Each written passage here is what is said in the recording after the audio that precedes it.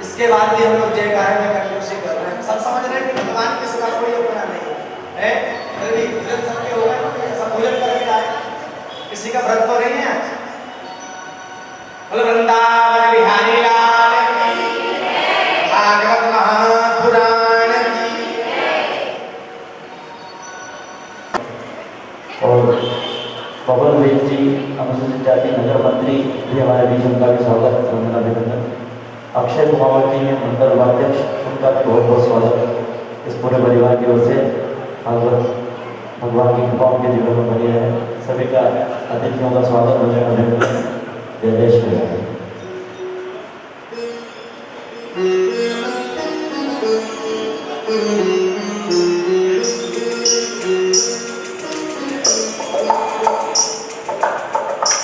हमारे बीच नितिन दुबे जी भी आए हैं, उनका भी स्वागत करने वाले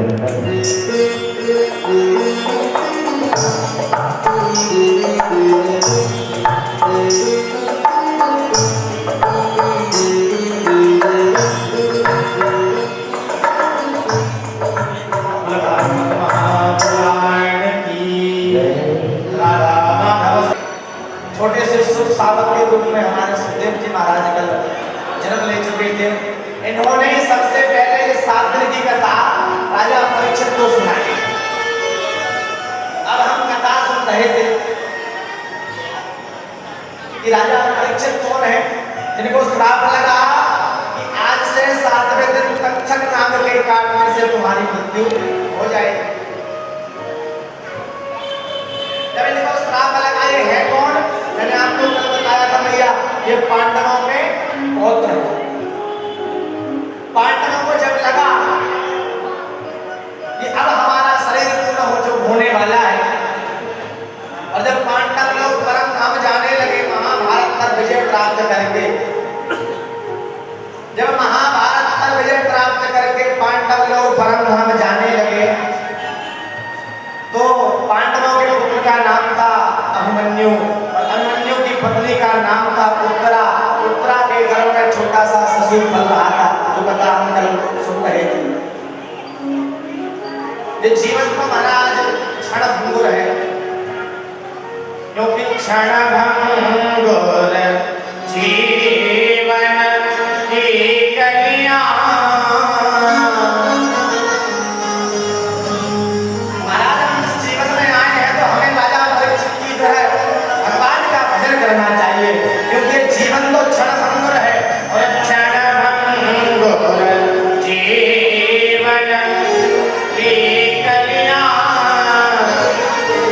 कल रात हो जाए फिर। ये जीवन क्षण भंगुर है भैया, पल भर में कब ये शरीर नष्ट हो जाना है। तो ये शरीर 5 चीजों से मिल करके बना है: अग्नि, जल, वायु, आकाश, क्षितिज, जल, पावक, गगन, समीरा, पंच रचित यह अधम शरीरा। ये शरीर कब नष्ट हो जाए कोई भरोसा नहीं है। क्षण भंगुर जीवन की कलियां, कल रात हो जाए फिर।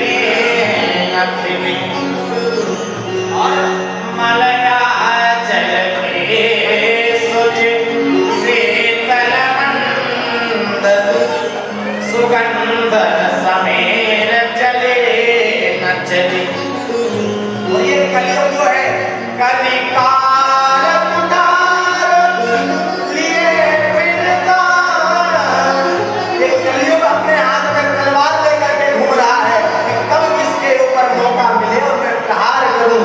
कलिकाल उतार लिए फिरता,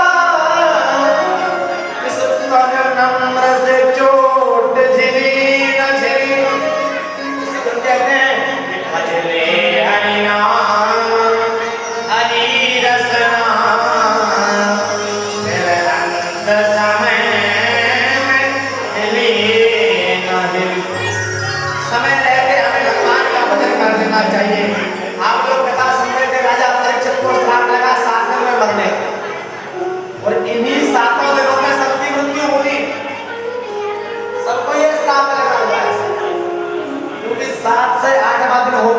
बताओ भैया, 7 दिन के अंदर ही सबको जाना है। बड़े मार्ग मानुष तन पावा, सुर दुर्लभ मुसत ग्रंथ निकावा। लेकिन बड़े भाग से ठाकुर जी ने हमें जीवन दिया है, क्योंकि इस जीवन को पाने को तो देवता लोग भी तरसते हैं, क्योंकि वहां पर आपके पुण्य केवल नष्ट होते हैं, तो यहाँ आप पुण्यों को कमा सकते हैं।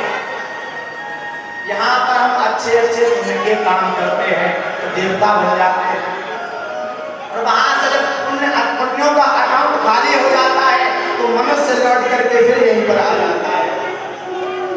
अच्छा भैया, हम लोग अपनी उम्र जीते कितनी है? कलयुग में कोई 100 साल, तो आजकल पहले के लोग 100 साल जीते थे, आजकल के लोग तो 50-60 पार कर रहे हैं। वही बड़ी बात है, और जीवन का भरोसा नहीं है कि 50-60 तक भी पहुंचने के नहीं पहुंचे।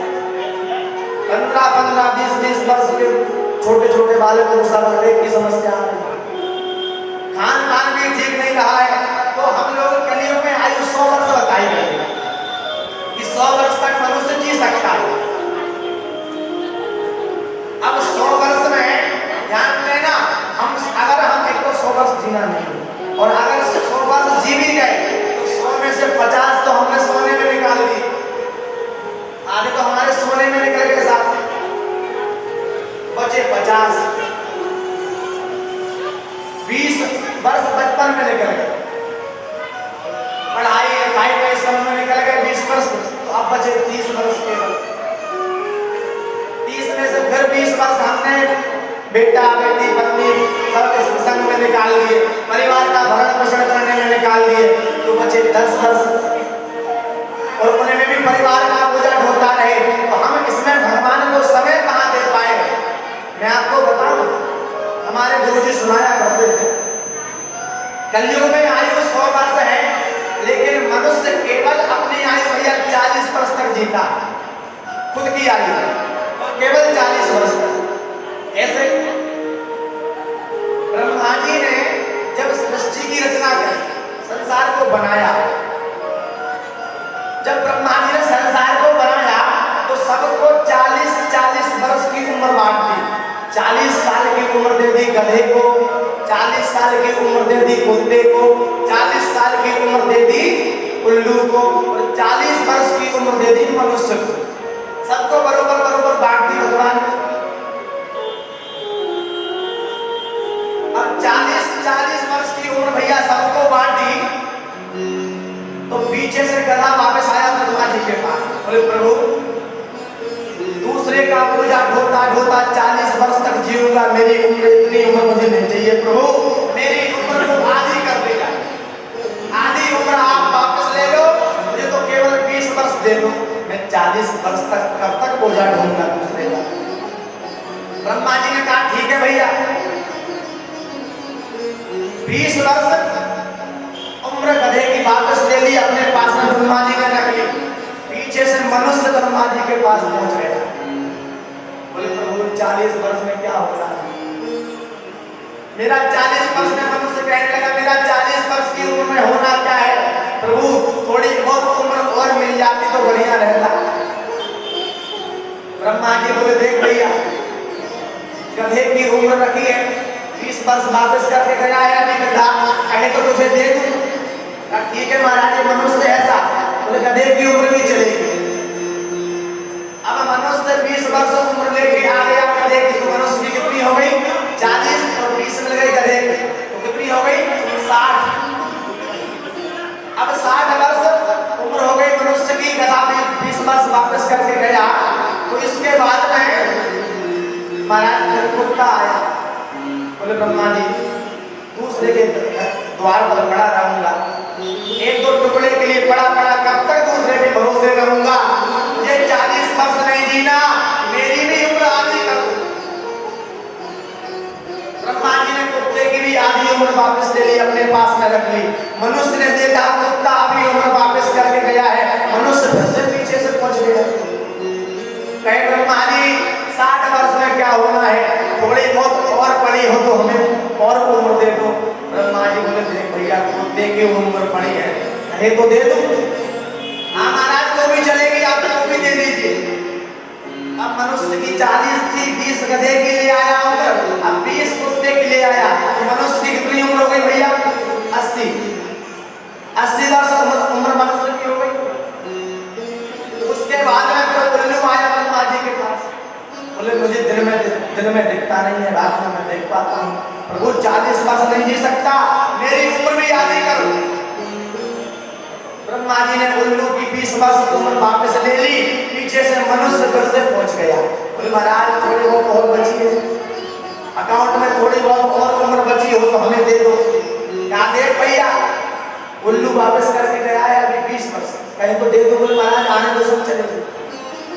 ये मनुष्य है सा घास फूस मांस कुछ भी दे दो सब चलता है इसे। हमसे अच्छे तो वो जानवर है, जैसे देखा जाए। मैंने आपको कल बताया था, आप गाय के सामने मांस रख देना, गाय नहीं खाएगी। कुत्ते आप गाय के सामने मांस रख देना, गाय मांस नहीं खाएगी। शेर के सामने घास रखना, शेर घास नहीं खाएगा।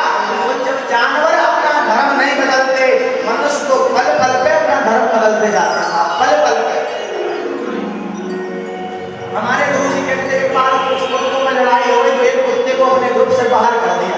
ध्यान देना, वो कुत्ता कुछ देर बाद में लौट के आया और आकर के कहता हमें फिर से अपनी टीम में भर्ती कर दो। तो वो कुत्ते बोले क्यों? तेरे लौट आने से हैरान हैं हम, तेरे लौट आने से हैरान हैं हम, तुझे फिर से रखने क्या इंसान है? हम इंसानों जैसे नहीं है, हमारा भी धर्म होता है। अब तुझे अपने टीम में फिर से भर्ती नहीं करेंगे। अब मनुष्य उल्लू की उम्र लेके आया तो मनुष्य की कितनी हो गई भैया? 100 वर्ष। अब ध्यान देना, हमारी उम्र केवल 40 वर्ष थी, हम अपनी उम्र 40 वर्ष तक जीते हैं। 40 के बाद में 60 तक जिसकी उम्र लगती है गधे की, 40 के बाद में 60 तक जीवन गधे जैसा हो जाता है। परिवार का बोझा तो स्कूल की फीस बच्चों की, घर परिवार का खर्चा, घर परिवार का गधे के जैसे बोझा ढोते रहो। 40 से 60 के बीच यही जीवन होता है, कुछ नहीं दिखता उस समय। ऑफिस जाओ, घर आओ, बच्चों के स्कूल की फीस, तो ये खर्चे तो वो खर्चे, मतलब परिवार का बोझा गधे के जैसे ढोते रहे 40 से 60 तक। ध्यान देना, अब 60 तक जिए, 40 से 60 उम्र जिए हम गधे की। उसके बाद में 60 से 80 तक किसकी उम्र थी? कुत्ते की। 60 के ऊपर जो उम्र हुई, 60 से 80 में कैसी हालत हो जाती है? खटिया द्वार पर पटक दी जाती है, तुम्हारे खाने के बर्तन अलग कर दिए जाते हैं बेटा बहू के द्वारा, और तुम्हारा जहां कुत्ते बंधे रहते हैं ना, कुत्ते को बांधते द्वार पर, वहीं पर तुम्हारी खटिया पटक दी जाती है। फिर कोई आता है तो चिल्लाते रहना, बहू देख कोई आया। बस 60 से 80 तो कुत्ते जैसी उम्र था, और 80 के बाद किसकी उम्र थी? उल्लू की। 80 से 100 साल। तो उल्लू को क्या होता है साहब?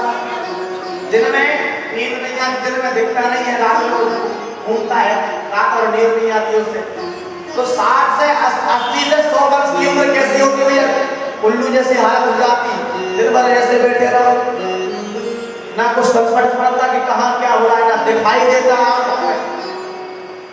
रात को नींद नहीं आती, पूरी रात बैठे रहते। तो कहने का तात्पर्य यही है, ये जीवन क्षणभंगुर है, और क्षणभंगुर जीवन की कलियां कल प्राप्त हो जाए खिली न खिली, मलयाचल की सुच शीतल मंद सुगंध समीर चली न चली।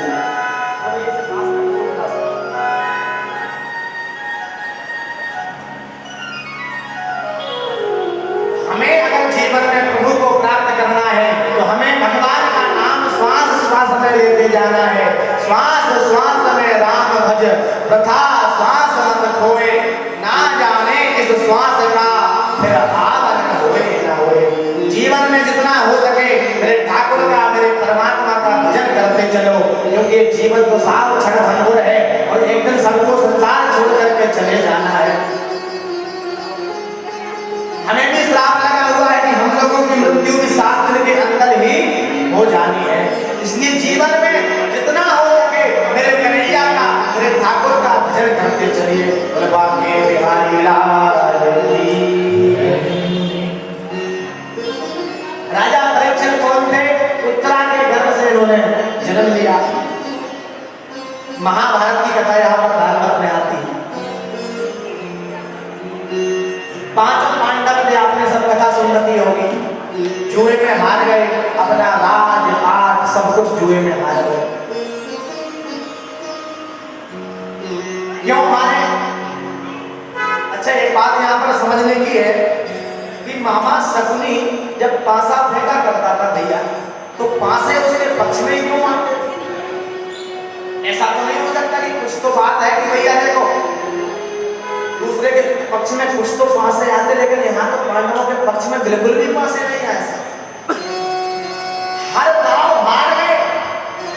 पहलो दाव धन दौलत हारे और पूजे में हारे गदाधारी। मामा शकुनी ने रचना रच डाली। ये मामा शकुनी की रची हुई माया थी। बताए वो पासे के तो किसके थे? महाभारत में जो पासे फेंके जाते थे, ये मामा शकुनी दुर्योधन के साथ में रहता जरूर था, लेकिन ये उनके वंश का नाश करवाने के लिए आया था। दुर्योधन के पिता धृतराष्ट्र आंखों से अंधे थे। कौरवों ने शकुनी का जहां का राजा था वहां पर उस राज्य पर आक्रमण किया और उसकी बहन शकुनी की बहन गांधारी को अंधे की तरफ विवाह करवा के जबरदस्ती ले आए, साहब हरण करके ले आए थे। मामा शकुनी के पिता को मारा था राजा पांडु, धृतराष्ट्र इत्यादि इन्होंने। तो मरते मरते गांधारी के पिता और शकुनी के पिता ने मरते मरते शकुनी की गोदी में दम तोड़ा था और शकुनी मामा से कहा था कि बेटा इन लोगों को जीवित मत बचने देना, इनके कुल में कोई जल लेने वाला मत बचने देना। और बोले तू ऐसे तो इनसे जीत नहीं सकता। आजकल क्या होता है, किसी से नहीं जीत सकते ना तो क्या करते लोग, उनके साथ मिल जाओ जाकर अंदर अंदर घाट करते रहते हैं। अब शकुनी को कुछ समझ नहीं आया तो बोले इनके साथ में रहूंगा। और शकुनी के पिता की रीढ़ की हड्डी के वो पासे बने थे। पिता ने मरते मरते कहा था कि बेटा मेरी रीढ़ की हड्डी के तू पासे बना लेना और उन्हीं पासों को इन कौरवों के विनाश का कारण बनाना। वही पासे इन कौरवों के विनाश का कारण बनेंगे। और कहा तू जितने दाने बोलेगा, पासा फेंकेगा, तू जितना बोलेगा उतने ही नंबर आएंगे। जब पासे फेंके गए हर दाव में पांडव लोग हारते गए। तीजो दाव नकुल सहदेवा, तीसरा दाव लगाया। तीजो दाव नकुल सहदेवा, नकुल और सहदेव को हार गए। और चौथे में हारे द्रुपद नारी। मामा शकुनी ने रचना रच डाली। बड़ा सुंदर भाव है, माताएं गाती थी तुम आ जाइयो श्याम धनुषधारी। मामा शकुनी ने रचना रच डाली। हारते गए और कहते हैं जब महाराज पांडव लोग हार गए तो पांडवों को जब 5वें गांव में हारे द्रौपदी को, और ये तो जब तक देखो पाप का घड़ा नहीं भरता है तो भगवान की रक्षा करने नहीं आते। भगवान उद्धार कब करते हैं? भगवान का अवतार कब होता है भैया? बोले जब जब हो ये, जब तक अगर कोई व्यक्ति पाप नहीं करेगा उसका उद्धार भी नहीं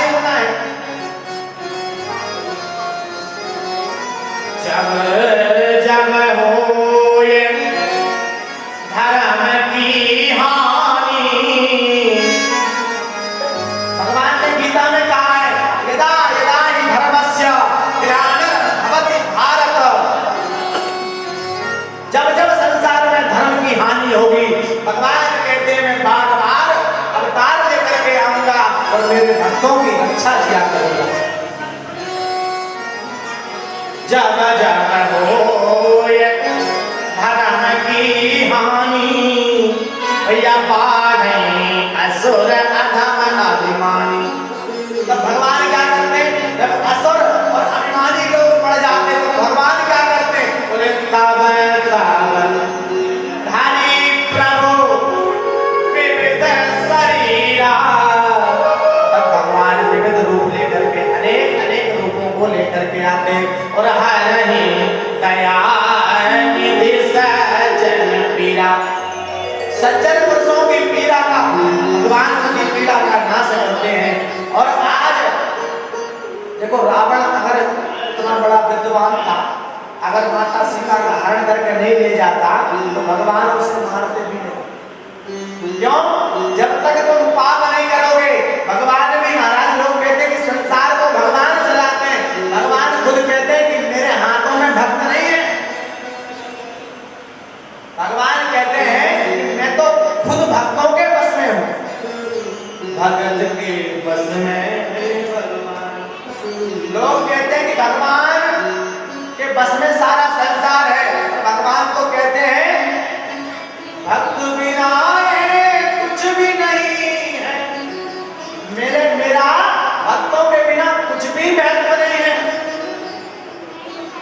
भक्त बिना कुछ भी नहीं है, भक्त है इसकी जान, भगत के बस में है भगवान। अरे भगवान को कहते हैं भैया मुझे प्रेम करने वाला मिले तो भगवान कहते तुम मेरी तरफ एक कदम बढ़ाओ, मैं तुम्हारी तरफ 1000 कदम नहीं बढ़ाऊं तो कहना, लेकिन तुम एक कदम बढ़ाने को ही तैयार नहीं हो। भगवान तो आज भी अवतार लेने को तैयार है, लेकिन दशरथ कौशल्या जैसे माता पिता को मिले, मैं तो वो सामर्थ्य हो कि हम भगवान को बुला सके। क्यों? शेष गणेश सुरेश महेश निरंतर जाहि को ध्यान लगावे, ताहि अहीर की चोहरिया छछियावर छाछ पे नाच नचावे। जिसे शेष गणेश सुरेश महेश, अरे जिसका ब्रह्मा जी भगवान भोलेनाथ बैठ करके ध्यान करते हैं, ताहि अहीर की छोहरिया छछियावर छाछ पे नाच नचावे। वो ब्रजमंडल की ग्वालिनें थोड़े थोड़े से माखन मिश्री को भगवान को नचाती है। सारे भगवान भक्तों के बस में होकर के कुछ भी करने को तैयार। भगवान तो कहते हैं प्रबल प्रेम के पाले पड़कर, भैया प्रबल प्रेम के पाले पड़कर प्रभु को नियम बदलते देखा। भगवान कहते हैं कि मेरा मान टले टल जाए, पर भक्त का मान न टलते देखा। भगवान अपने भक्तों का मान कभी नहीं टलने देते, भले खुद को कुछ भी बनना पड़े। कृपा की ना होती जो आदत तुम्हारी, प्रभु अगर तुम्हारी ये कृपा करने की आदत ना होती ना, कृपा की ना होती जो आदत तुम्हारी, सुनी रहती अदालत तुम्हारी। प्रभु तुम्हारी जो कृपा करने की आदत है ना, तुम्हारी जो कृपा करने की आदत है, इसी से तो सारे भक्त तुम पर न्यौछावर हो जाते हैं। तुम विश्वास करो, विश्वास करके मेरे ठाकुर को भजो, मेरा कन्हैया तुम्हारे साथ साथ ना चले तो कहना, मेरा कन्हैया तुम्हारे साथ साथ ना चले तो कहना।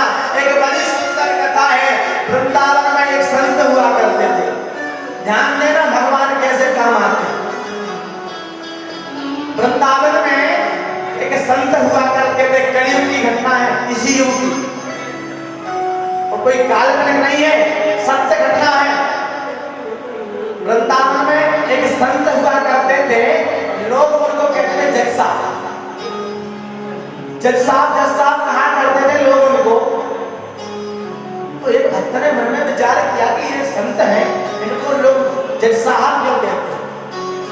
तो पता करना चाहा तो उन जज साहब ने जो संत बन गए थे उनने कथा सुनाई कि भैया एक बार की बात है सुनना, भगवान भाव के बस में होते हैं, केवल भगवान भाव देखते हो। एक बड़ा भोला भाला भक्त था, नाम था भोला राम। भोला भाला भगवान का बड़ा भक्त था, भगवान के मंदिर में सेवा किया करता। उस गांव में राम जी का मंदिर था, उस गांव के लोग कहते थे रघुनाथ जी का मंदिर है। रघुनाथ जी के मंदिर में वो सेवा करता था, बड़ा भोला भाला था, गरीब था, मंदिर में झाड़ू पोछा करता था। एक दिन की बात है, किसी सेठ से उसने कुछ पैसे उधार ले लिए। बेचारा भोला भाला था, भगवान के मंदिर में सेवा करता था, किसी सेठ से कुछ पैसे उधार ले लिए और वापस दे करके आ गया, लेकिन इसके भोलेपन का फायदा सेठ ने उठा लिया। दस्तखत करवा लिए, इसने पैसे नहीं दिए अभी और पैसे लेकर के रख लिए। अब बेचारा भोला भाला भक्त पढ़ा लिखा था नहीं, दस्तखत करके और मंदिर में आकर के फिर सेवा करने लगा। वहां पर उस सेठ ने अदालत में केस लगा दिया कि ये भोला राम ने मेरे पैसे नहीं दिए, मेरे पैसे इसने दिए नहीं। भोला राम के पास में महाराज बुलावा आया अदालत से, तुमने सेठ जी के पैसे क्यों नहीं दिए। कहा महाराज मैं तो दे करके आया, लेकिन सेठ जी ने झूठा केस दायर कर दिया कि इसने मेरे पैसे नहीं दिए। भोले वाले भक्तों को भगवान जल्दी मिल जाते, ज्ञानी पुरुषों को बहुत देर लगती। बोले तुम्हारी अदालत में पेशी है, परसों तुमको आना है, और अगर तुम एक केस हार गए तो तुमने सेठ के पैसे नहीं दिए तो तुम्हें जेल हो जाएगी। बेचारा भोला राम रोते रोते बोले मैंने तो पैसे दे दिए थे, गरीब व्यक्ति था। लौट करके घर आने लगा, आकर के रघुनाथ जी के मंदिर में सेवा करता था। आज प्रभु के सामने बैठ करके रोने लगा, प्रभु हमने सुना है तुम्हारा नाम दयानिधि है, दीन बंधु है, दीनानाथ है, गरीबों की दुनिया है आबाद तुमसे। हम जैसे गरीबों की दुनिया तो प्रभु तुमसे ही आबाद है। भगवान ने नहीं सुना तो कहता है गरीबों की दुनिया है आबाद तुमसे। प्रभु ये मत समझना कि कोई एहसान करोगे मेरे ऊपर कृपा करके, गरीबों से है बादशाहत तुम्हारी। आज तो मंदिर में रघुनाथ जी बन के बैठे हो ना, हम जैसे गरीब भक्तों का आई है महाराज, हम जैसे भक्त नहीं हो तो भगवान आपको भी कोई ना पूछे भोला भाला करता था। भगवान से झगड़ा करने लगा, प्रभु अगर मैंने तुम्हारी सेवा करी है तो मेरी गवाही देने तुम जरूर आना। मेरा कोई गवाही नहीं है, मैं तो भोला भाला हूँ, पढ़ा लिखा भी नहीं हूँ प्रभु, लेकिन अगर मेरी भक्ति सच्ची है तो तुम गवाही जरूर दोगे प्रभु। 2 दिन बाद पेशी हुई, कोर्ट में पहुंचा। कोर्ट में पहुंचा तो कोर्ट पहुंचने तक बहुत लेट हो गया सर, बहुत लेट हो गया। क्यों? रघुनाथ जी की सुबह सुबह उठ करके मंदिर में सेवा करने लगा तो 9-10 बजे से कोर्ट का समय था, 12 बज गए। इसे भजन करते करते सेवा करते करते कोर्ट का समय याद ना रहा। जैसे ही ध्यान आया पहुंचा,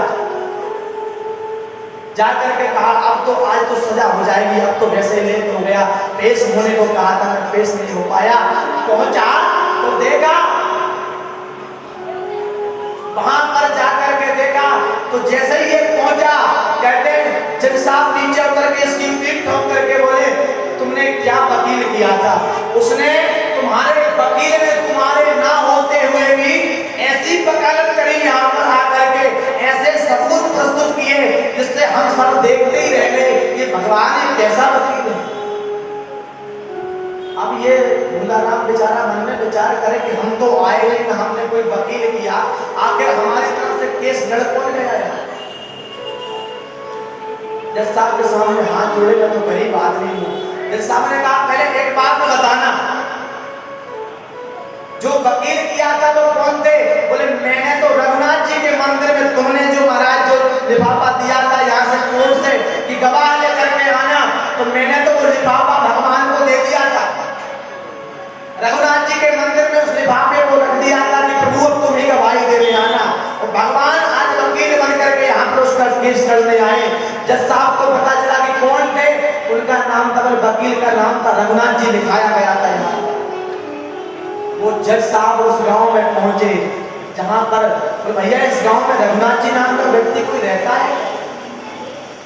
पता किया, गांव के लोगों ने बताया रघुनाथ जी नाम का कोई व्यक्ति तो नहीं रहता भैया, और यहाँ पर रघुनाथ जी का एक मंदिर जरूर है। उस मंदिर में जब वो जज साहब पहुंचे, देखा कि कोई छवि जो कोर्ट में वकील की थी, कोई छवि मंदिर में देख करके आज जज साहब गिर पड़े, रोने लगे, प्रभु मुझे क्षमा करना, मुझसे बहुत बड़ी गलती हो गई है। मैं बना जज कुर्सी पे बैठा रहा, मैं बना जज कुर्सी पे बैठा रहा, रघुनाथ जी गवाही लगाते, क्षमा पहचान नहीं पाया, मैं जगत के नियंताधार जगताधार के सामने कुर्सी पर जज बन करके बैठा रहा, प्रभु आप गवाही देते रहे, मैं बैठा बैठा देखता रहा, मुझसे बहुत बड़ी गलती हुई है, इसका प्रायश्चित मैं जीवन भर नहीं कर सकता। और वो वृंदावन में जो जज साहब थे ना, वो तुरंत जज की कुर्सी से इस्तीफा दे करके संत बने और भगवान के मंदिर में कहा कि कुछ दिन के बाद कहते वो संसार को छोड़कर चले गए, लेकिन कभी बैठे नहीं, कभी नहीं बैठे जीवन में। क्यों? मैं बना जज कुर्सी पे बैठा रहा, रघुनाथ जी गवाही लगाते रहे। प्रभु अब मेरी यही सजा है कि मैं जीवन भर बैठूंगा नहीं। अरे मुझसे बड़ा मूर्ख कौन होगा कि मेरे सामने प्रभु खड़े होकर के गवाही दे रहे थे और मैं जज बना कुर्सी पे बैठा था। मेरी यही सजा है कि मैं अब जीवन भर बैठूंगा नहीं, खड़े खड़े ही तुम्हारा भजन करूंगा। तो भैया अगर तुम्हारी भक्ति सच्ची है ना मेरी माँ, भगवान अगर तुम्हारे पास में नहीं आ जाए तो फिर ध्रुव जी को भगवान मिले, प्रहलाद जी को भगवान मिले, विदुर जी के घर में भगवान ने केले के छिलके खाए। अरे हमारी भक्ति ऐसी करो, आज भगवान तो एक पुकार पर दौड़े चले आते, केवल तुम्हारी पुकार सच्ची है तो दिन भर चिल्लाते रहना, भगवान सुनने वाले भी नहीं। आज जब पांडव लोग अपनी पत्नी द्रौपदी को हार गए, जुए में हार गए, दांव लगा दिया, हार गए, दुर्योधन ने अपने भाई दुशासन को आज्ञा दी, जाओ हमारी दासी द्रौपदी को लेकर के आओ। कहते हैं महाराज उस समय द्रौपदी रसवला थी, मां से धर्म से थी, लेकिन क्या कहा कि मुझे सबके सामने मत ले जाओ, दुशासन के पैर पड़ रही है आज द्रौपदी की, भैया मैं इस स्थिति में नहीं हूं, मुझे मत ले जाओ। लेकिन ये दुष्ट दुशासन ने उस द्रौपदी के बालों को पकड़ा, केस को पकड़ा और घसीटते घसीटते सभा के बीच में ले गया। सभा में जाकर के दुर्योधन ने कहा, पांडव लोग नीचे सर करके बैठे हैं, द्रौपदी देखती है, कोई तो मुझे बचाने आएगा, पुकारती है। दुशासन से कहा कि दुशासन इसको बीच सभा में नगर अवस्था में करो, इसके बिना वस्त्र के इसकी साड़ी खींचो। दुशासन द्रौपदी की साड़ी खींच रहा है, द्रौपदी हाथ जोड़ करके पुकारती है, पहले अपने पांचों पतियों की तरफ गई। अरे धर्मराज युधिष्ठिर, तुम तो बड़े धर्मराज होना, धर्मात्मा बनते थे, आज मुझे क्यों नहीं बचा रहे? धर्मराज ने नीचे सर कर लिया, कहा भीम तुम तो बड़े गदाधारी बनते थे, आज तुम्हारा गदा कहां गया, आज तुम्हारी शक्ति कहां गई, आज क्यों चुप बैठे हो? सबको पुकार रही है। पितामह भीष्म की तरफ दौड़े कि हे पितामह, आप तो बड़े हो, सब नीचे सर करके बैठे ऐसा किसी ने द्रौपदी की रक्षा करते हैं। और कहते हैं जब संसार के लोग साथ छोड़ देते हैं ना, तब केवल भगवान ही दिखते हैं। और आज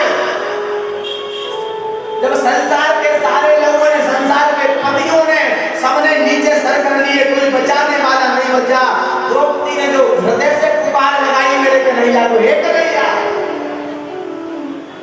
अब तुम ही मेरी रक्षा कर सकते हो। पुरानी कथा है, भगवान कृष्ण की एक बार उंगली कट गई थी ना, तो सारी रानियां उनकी खड़ी खड़ी देखती रही थी। भगवान कृष्ण की उंगली कट गई थी एक बार, तो सारी रानियां, रुक्मिणी जी वगैरह सारी 16,108 रानियां खड़ी खड़ी देखती रही थी। लेकिन द्रौपदी ने तुरंत अपनी साड़ी का एक चीर फाड़ करके भगवान की उंगली में तुरंत बांध दिया था। भगवान ने वचन दिया था कि बहन चिंता मत करना, आज तुम्हारे जरा से कपड़े की ये ऋण मैं जरूर चुकाऊंगा, तुमने ये चीर जो बांधा है इस ऋण को मैं जरूर चुकाऊंगा, चिंता मत करना।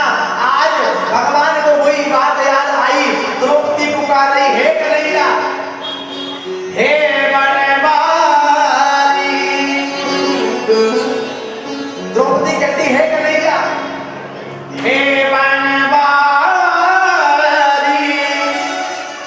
हे गिरधारी, लाजे रखो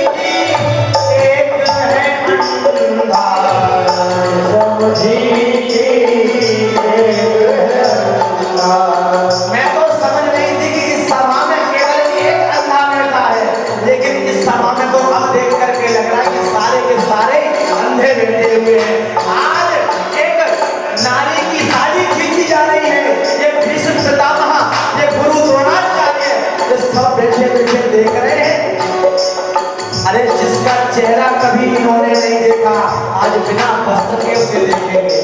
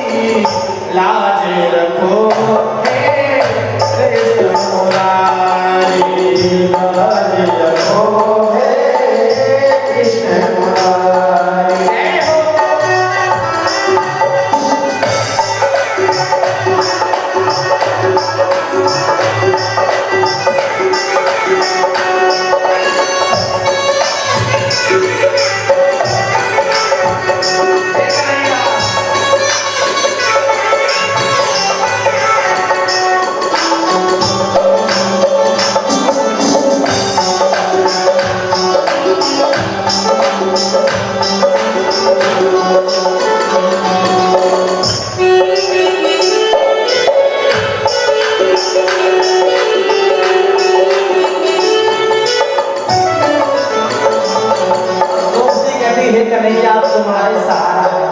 अब मैं आस करूं कहो किस पर, अब मैं आस करूं कहो किस पर, अब मैं आस करूं कहो किस पर, अब मैं आस करूं किस पर। किसकी आस करूं कन्हैया? यहाँ तो देखने में सब कैसे लगते हैं, यहाँ तो सब, यहाँ तो सब बैठे हैं जुआरी, लाज रखो हे कृष्ण मुरारी, लाज रखो हे कृष्ण मुरारी। आज द्रौपदी कहती है कि मैं तो समझती थी मेरे पति बड़े बलशाली हैं, अपने पतियों की तरफ मुंह करके कहती है सरनी, आज तुम सर नीचे करके बैठे हो, सर नीचे करके बैठे, सर नीचे करके बैठे,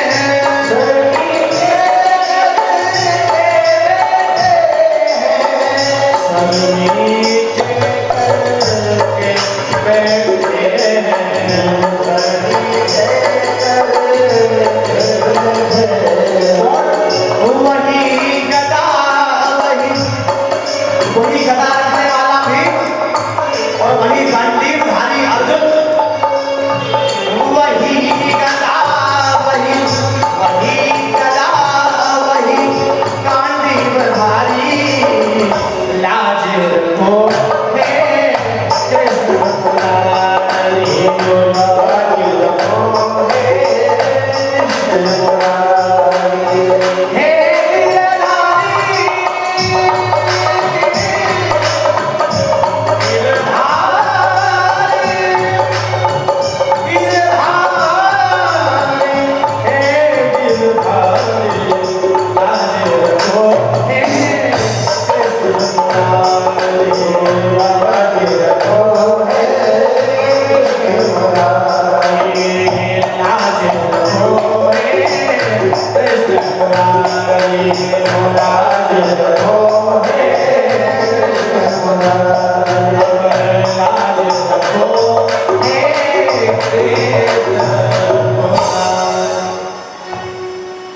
द्रौपदी पुकार रही है कि जब संसार के लोगों ने मुख मोड़ लिया तो केवल भगवान दिखे। द्रौपदी कहती है कन्हैया हे गिरधारी, हे बनवारी, और मैं बताऊं मेरी माँ, अगर सच्चे हृदय से यही पुकार अगर हम परमात्मा को करें ना, परमात्मा आने में देर नहीं लगा, परमात्मा आने में देर नहीं लगाते, बस हमारी पुकार सच्ची होनी चाहिए। आज द्रौपदी ने पुकारा हे कन्हैया लाज रखो हे कृष्ण मुरारी, आज मेरी लाज बचाओ मेरे कन्हैया। कहते भगवान ने देर नहीं करी साहब, भगवान तुरंत उस सभा में प्रकट होते हैं, दुशासन साड़ी खींच खींच करके हार गया, लेकिन समझ नहीं आता साड़ी है कि नारी बीच साड़ी है। दुशासन कहता भैया दुर्योधन समझ नहीं आ रहा कि साड़ी है कि नारी बीच साड़ी है। खींच खींच करके हार गया साड़ी, लेकिन इधर से खींचे उधर से भगवान साड़ी को बढ़ाते जाए। इस कथा से सीख मिलती संसार के लोग कितने पैर खींचे, अगर उस परमात्मा ने बढ़ाने का जिम्मा ले रखा है ना, संसार के लोग कुछ भी कितने पैर खींचने साहब कुछ नहीं बिगाड़ सकते। क्यों? बाल न बाका होता जिसका, रक्षक दया निधान, मारने वाला है भगवान, बचाने वाला है भगवान। अगर मौत आ गई है तो 7 तालों में बंद कर देना, नहीं बचोगे। अगर नहीं आई है, कितनी बड़ी घटना हो जाए नहीं जाओगे।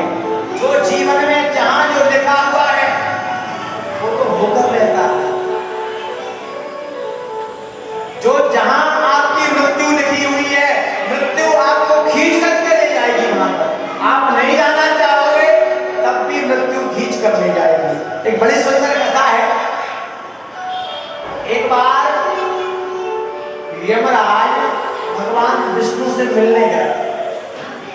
ध्यान देना, तुम्हारी मृत्यु जहां लगी है उसी जगह पर मृत्यु खींच के ले जाएगा। एक बार यमराज भगवान विष्णु से मिलने जा रहे थे, तो भगवान विष्णु के वैकुंठ के द्वार पर एक छोटी सी चिड़िया बैठी हुई थी। यमराज ने उस चिड़िया को बड़ी गौर से देखा, बड़ी गौर से देखा, तो वहीं पर भगवान का वाहन गरुड़ बैठा था। पक्षीराज गरुड़ बैठे थे। गरुड़ ने देखा, यमराज ने इस छोटी सी चिड़िया को बड़ी गौर से देखा है, हो सकता है इसकी मृत्यु निकट आ गई है, अभी लौट करके आएंगे, ये इसको साथ में ले जाएंगे। यमराज की दृष्टि इसके ऊपर पड़ी है, तो समझ लो कुछ ना कुछ गड़बड़ है। तो गरुड़ ने सोचा क्यों ना एक काम करूं, इस चिड़िया को कहीं दूर छोड़ के आ जाऊं, जो यमराज इसको लेना चाहता है। गरुड़ ने उस छोटी सी चिड़िया को अपने चोंच में दबाया और कई योजन दूर एक पर्वत पर छोड़ करके आ गए।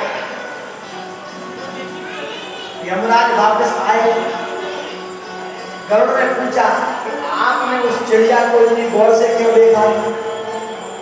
यमराज ने कहा, अरे गरुड़, मैं ये विचार कर रहा था, ये चिड़िया तो यहाँ वैकुंठ के द्वार पर बैठी है, लेकिन मेरे जो रजिस्टर है, लेखा जो इसमें रहता है, उसमें तो इस चिड़िया की मृत्यु यहाँ से कुछ पल के बाद में कई योजन दूर एक काले नाग के खाने से होने वाली है।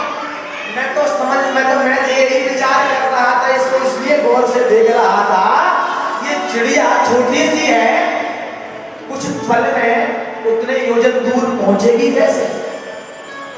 मैं तो ये विचार कर रहा था, ये चिड़िया यहाँ है और कई योजन दूर छोटी सी चिड़िया ये 4 महीने में नहीं पहुंच पाएगी, तो इसकी मृत्यु वहां पर कैसे? इसलिए मैंने उस चिड़िया को गौर से देखा। गरुड़ जी विचार करने लगे, अरे राम, मैं तो खुद ही उस चिड़िया को यहाँ से कुछ योजन दूर अभी छोड़ करके चला आ रहा हूं। यमराज ने कहा, ये तो विधि का विधान है कि उस चिड़िया की मृत्यु वहां पर कुछ पल के बाद में होनी थी, गरुड़ जी तो उसे छोड़ करके आ गए, सो उस कालिया नाग का वो भक्षण बन गई। तो भैया, जो विधि में लिखा हुआ है उसे विधाता भी नहीं डाल सकता। विधि सन मिटहि न विधि के अंता। परमात्मा भी जो विधान में लिखा हुआ है उसको नहीं डाल सकते। जो लिखा है, जब जहां जो आपके साथ में होना है वो तो आपके साथ में होकर ही रहेगा। इसलिए विधि का विधान जान हानि लाभ सही। विधि के विधान को समझ करके हानि लाभ जीवन मरण ये सब स्वीकार करते हैं। क्योंकि एक बार भरत जी ने अपने गुरु वशिष्ठ जी से कहा कि गुरुदेव एक बात बताइए, क्या आपने भगवान का राज्य, राम जी का राज्याभिषेक होने की सही मुहूर्त नहीं देखा था? उनके विवाह के सही गुण नहीं मिलाए थे क्या? क्यों? उनका वैवाहिक जीवन मेरे भैया राम का सुखी हुआ नहीं। जिसको सुबह राज तिलक होना था उसको वनवास हो गया। आपने कैसा मुहूर्त बताया? गुरुदेव ने कहा कि भरत भैया, सुना हूं भरत भावी प्रबल। हे भरत जी सुनो, सुना हूं भरत भावी प्रबल, बिलख कह्यो मुनिनाथ, और हानि लाभ जीवन मरण, यस अपजस दे हाथ। पहला, आपको कहां हानि होनी है, कहां लाभ होना है। हानि लाभ जीवन और मरण, यस अपयस, ये सब परमात्मा के हाथ में होते, किसी को पता नहीं रहता कब किसकी मृत्यु होनी है, कब किसकी मृत्यु होने हैं, और कब कौन कहां जाना है किसी को पता नहीं रहता है। आज भगवान ने मेरे कन्हैया ने आकर के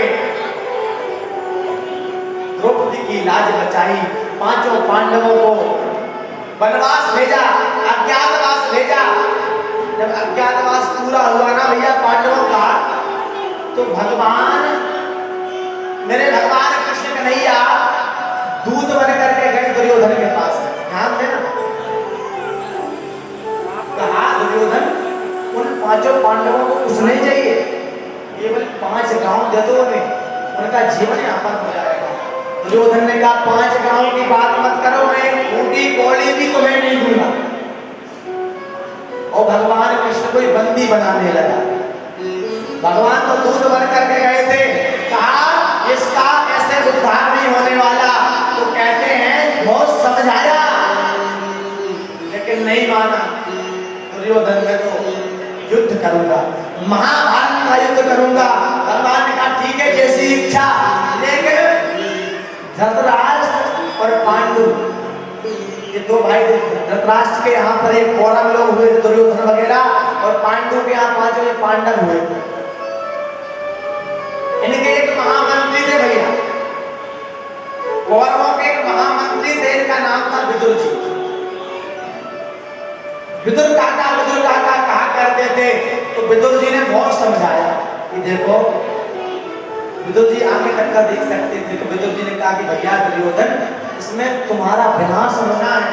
तुम्हारे घर में रहा न को कुल रोवे निहारा, सब विनाश हो जाएगा, कुछ नहीं बचेगा, तुम मारे जाओगे। दुर्योधन कहने लगा विदुर काका तुम हमारी तरफ होकर के उन 5 पांडवों की तरफ बात कर रहे हो। धक्का दे करके राज से बाहर निकाल दिया विदुर जी को। धक्का दे करके अपने राज से बाहर निकाल दिया। विदुर जी छोटी सी झोपड़ी बना करके रहने लगे। भगवान जब शांति का प्रस्ताव लेकर के गए थे दुर्योधन के यहाँ पर, तो विदुर जी ने सोचा था कि भगवान कभी मेरे घर में भी आए, लेकिन घर में कुछ था नहीं। राज से निकाल दिया गया था विदुर काका को, छोटी सी झोपड़ी बना करके रहते थे। मन में विचार करते थे प्रभु अगर मुझे भी कुछ दिया होता तो मैं भी आपकी सेवा कर पाता। भगवान ने इनका भाव सुन लिया कि मेरे भक्त विदुर के मन में एक भाव जगा है कि मुझे अपने घर पर बुलाना चाहता है, और सच्चे मन से प्रार्थना करी। तो भगवान ने क्या किया, दुर्योधन के यहाँ पर पहुंचे तो, लेकिन दुर्योधन घर मेवा त्यागे साग विदुर घर पाई, सबसे ऊंची प्रेम सगाई। भैया सबसे ऊंची है प्रेम सगाई। तो आज भगवान ने दुर्योधन के घर के 56 भवनों को त्याग दिया, और आज विदुर जी के घर में मेरे कन्हैया पहुंच गए, क्योंकि उनका भाव सच्चा था। जाकर के द्वार पर पहुंचे, उस समय विदुर जी घर पर नहीं थे। जाकर के आज मेरे कन्हैया विदुर जी के घर के द्वार पर पहुंचे, चिल्लाया, आवाज लगाई, विदुर काका। वहां पर उस समय विदुर जी घर पर नहीं थे भैया। अंदर से विदुर जी की पत्नी विदुरानी निकल करके आई। देखा, देख करके सुध बुध भूल गए। अरे कन्हैया तुम्हारा कैसे आना हुआ, आओ आओ, भगवान द्वार पर खड़े हैं। विदुरानी एक तक मेरे कन्हैया को निहार रही है। भगवान कुछ देर के बाद में बोले क्यों काकी अंदर नहीं बुलाओगी, कहीं खड़े रहे हैं। मोह की निद्रा टूटी। हाँ हम कन्हैया आइए। अंदर बुलाया, अंदर बुला करके अब फिर देखने लगी, बैठने के लिए कहा कि बैठ जाओ। भगवान कहने लगे काकी हम बैठ जाए। हाँ 1 मिनट रुकना, मैं चौकी लेकर के आते हूँ। पटिया लेकर के आई, चौकी लेकर के आई, कुछ देर यहाँ पर रख दें। कन्हैया तुम यहाँ बैठ जाओ। लेकिन विचार नहीं यहाँ नहीं, यहाँ कचरा पड़ा हुआ है, तुम वहाँ बैठना। 5-6 जगह पटिया उठा के रखें, यहाँ बैठ जाओ, यहाँ बैठ जाओ। क्योंकि सुध बुध गई, विश्राम सुध बुध नहीं रही साहब। भगवान को भगवान मुस्कुराने लगे। मेरे भक्त की पुकार देखो। महाराज विद्वान ने क्या किया, उल्टा पर पटिया रख दिया। मेरे लिया, उस उल्टे पटिए पर बैठ गया। भक्त का भाव देखा, भगवान बैठ गए, कहा काकी हमें कुछ खिलाओगे नहीं, हमें बहुत जोर की भूख लगी हुई है। विदुरानी अंदर गई, जाकर के देखा उस घर में था तो है नहीं, कुछ केले पड़े हुए थे, कुछ दिन पुराने वो केले पड़े हुए थे। आज विदुरानी उन केलों को लेकर के आई, भगवान के सामने बैठ गई और क्या करती है, केले को छील छील करके और केले के अंदर की जो गिरी रहती है उसे तो नीचे गिरा दे और छिलका भगवान को खिलाने लगी। भगवान भी बड़े प्रेम से छिलका खाने लगा। क्यों? इतने में ही देखा कि भैया कुछ देर व्यतीत हुई, विदुर जी आए घर पर। विदुर जी ने आकर के देखा कि क्या स्थिति है। किसी ने बड़ा सुंदर भाव कहा है, विदुर घर पाहुना बन हरियाए, विदुर घर पाहुना बन हरियाए, विदुर घर पाहुना बन हरियाए, विदुर घर पाहुना बन हरियाए, विदुर घर पाहुना बन हरियाए, बन हरियाए हाँ बन प्रभु आए, बन हरियाए हाँ बन प्रभु आए, विदुर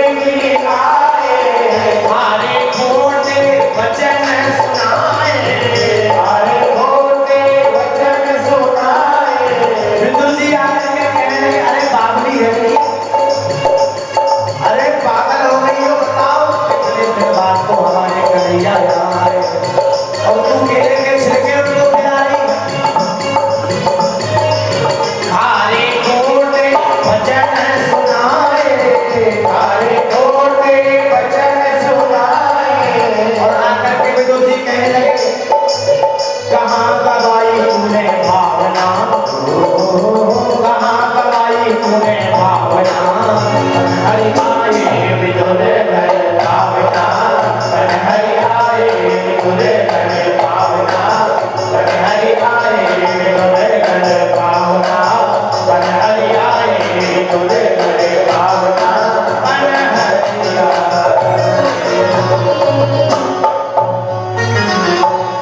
द्वारिकाधीश भगवान की आज भगवान द्वारिकाधीश भाव के बस में होकर के विदुर घर पावना बन हरि आए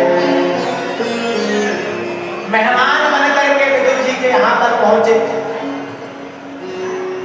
लेकिन विदुरानी ने जब छिलके खिलाए तो विदुर जी ने आकर के बड़ा डांटा और विदुर जी ने महाराज आकर के विदुर जी ने विदुरानी का हाथ पकड़ लिया। आकर के विदुरानी का हाथ पकड़ा तो भगवान ने विदुर जी का हाथ पकड़ लिया। विदुर काका आज विदुरानी काकी को मत रोको। क्यों?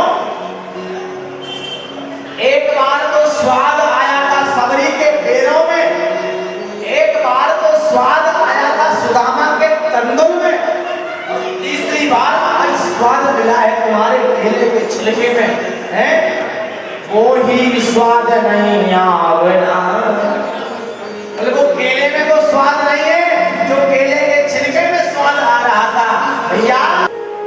क्योंकि विदुर जी बड़े सीधे साधे थे। भगवान तो कहते हैं निर्मल मन जन सो मोहि पावा और मोहे कपट चल क्षेत्र नवाला। निर्मल मन से परमात्मा को भजो। क्योंकि विदुर जी बड़े सीधे साधे थे, बहुत सीधे साधे, बड़े भोले भाले। अब ये कथा आई तो हम आपको एक ध्यान में आई तो कथा सुनाए। एक श्रीमान जी थे, बड़े सीधे साधे। उनका क्या हुआ भैया, विवाह हो गया शहर में। ध्यान देना, अब शहर के बड़े सीधे, गांव के सीधे साधे होते ही व्यक्ति, गांव के बड़े सीधे साधे व्यक्ति थे, उनका विवाह हो गया शहर में। अब शहर की पढ़ी लिखी इंटेलिजेंट महाराज वाइफ लग गई उनको, पत्नी तो कहीं नहीं, वाइफ भी कह सकते साहब, पढ़ी लिखी। अब शहर में उनका विवाह हुआ। अब गांव पहुंची श्रीमती जी। अब बेचारे बड़े सीधे साधे, तो पत्नी समझा ऐसे रहा करो, वैसे रहा करो। बेचारे सीधे साधे मान जाए। अब ध्यान देना, पहला रक्षाबंधन आया तो अब विवाह, नया नया विवाह हुआ था। पहले रक्षाबंधन में महाराज जीजा जी जाते ससुराल, दामाद को बुलाते ही हैं। तो अब ससुराल जाने की बारी आई। गांव के सीधे साधे व्यक्ति थे। पत्नी ने 8 दिन पहले से ट्यूशन लेना शुरू कर दिया। कैसे? वहां जाओगे तो ऐसे रहेगा।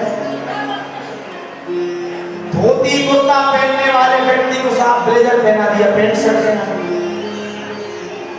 अब गांव के लोग सीधे साधे, महाराज 8 दिन पहले समझा, ऐसे बैठना, ऐसे उठना, तुम्हारी बड़ी बड़ाई करी है मैंने मां, बहुत पढ़े लिखे हैं तुम्हारे दामाद, बहुत पढ़े लिखे, बहुत पढ़ाई करी, नाक मत कटाना, लेकिन वापस जाओगे।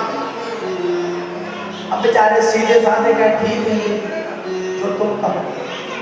अब पहुंचे ससुराल, जाने की बारी आई। पहुंचे ससुराल में, ध्यान देना, बड़ी सुंदर कथा। अब पहुंचे ससुराल, जा करके बढ़िया बैठे। तो पहली बार जब दामाद आते साथ खूब स्वागत होता है। तो ये पहले दूसरी बार ही होता, फिर नहीं होता। जब भैया लोग बैठे सब जानते, पहले दिन का पावना, दूसरे दिन का पही। और हमारे गांव में कहावत है, तीसरे दिन नहीं मिले महिषा, छाछ भी नहीं मिलता। शुरू में बड़ा स्वागत होता है सब ससुराल में।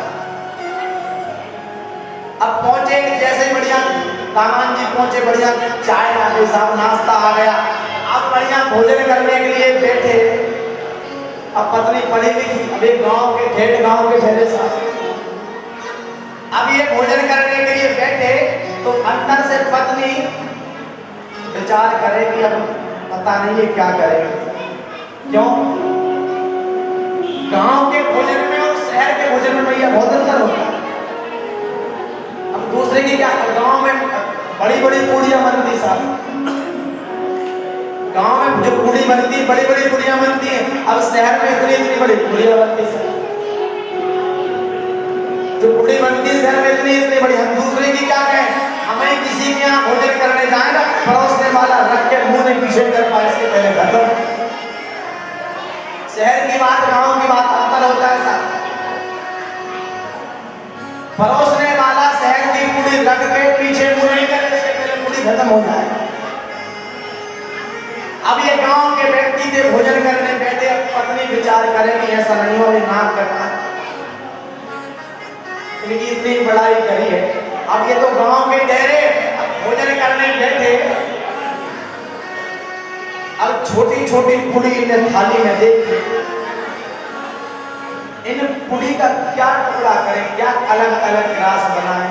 तो एक पूड़ी उठाए, सब्जी में लगाए और एक एक पूड़ी खाने लगे। अब पत्नी अंदर से देखे, लेकिन पहले के समय मान मर्यादाएं बहुत होती थी। पहले के समय मान मर्यादाएं बहुत होती थी, आजकल तो मान मर्यादाएं कुछ बची नहीं। माता पिता के सामने पति से बोल नहीं सकते थे, आजकल तो सब नाम ले रहे। पहले भैया आज कहते हैं कि पति का, हमारे सनातन धर्म में पति का नाम नहीं लिया जाता। पति का नाम लेने से पति की उम्र कम होती है। पहले के समय तो साहब एजी ओजी करके बच्चों के नाम से संबोधन होता था, आजकल तो डायरेक्ट ही नाम ले रहे हैं। कहो बोले महाराज मॉडर्न जमाना है, धन्य हो भैया ऐसा मॉडर्न जमाना। और आजकल तो फैशन चली साहब, कहते हैं पहले की माताएं आपने देखा सिंदूर लगाती थी, आप वो बढ़िया बीच में बढ़िया लगाती थी। आजकल तो साहब वो भी फैशन में आ गए।